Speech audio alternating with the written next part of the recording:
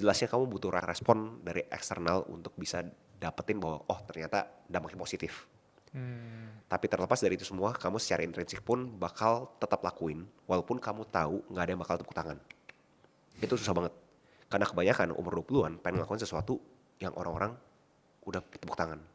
Tapi begitu beranjak dewasa, melewati umur 20-an, menuju ke 30-an, kamu akan tahu bahwa tepuk tangan itu nggak berarti lah. Karena ya itu cuma tepuk tangan doang gitu, nggak ada. Bukannya mengecilkan apresiasi tepuk tangan tersebut, tapi kita tahu bahwa itu adalah sesuatu yang nice to have. Must to have-nya adalah kebutuhan intrinsiknya kita.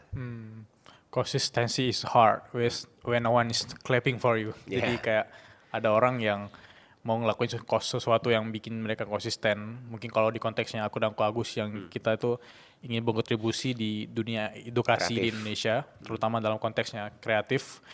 Dan kita tuh sulit konsisten. Mungkin ketika kita berharap bahwa diapresiasi, wah Agus Leo Halim keren nih, bisa bikin konten-konten edukasi segala macam.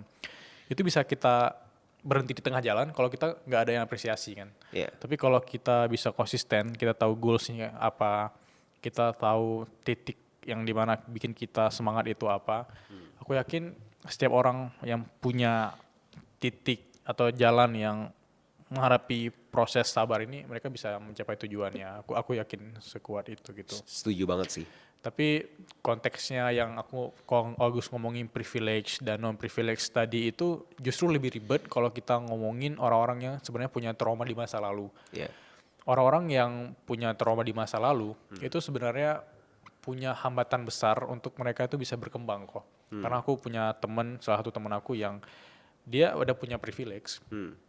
Tapi dia juga mau keluar dari privilege tersebut, dia mau cari tantangan baru, dia mau berkembang. Tapi yang bikin dia terhambat yaitu trauma di masa lalu. Tapi dia nggak mau cerita traumanya. Tapi dia bilang, aku nggak bisa gini karena aku ada trauma ini gitu.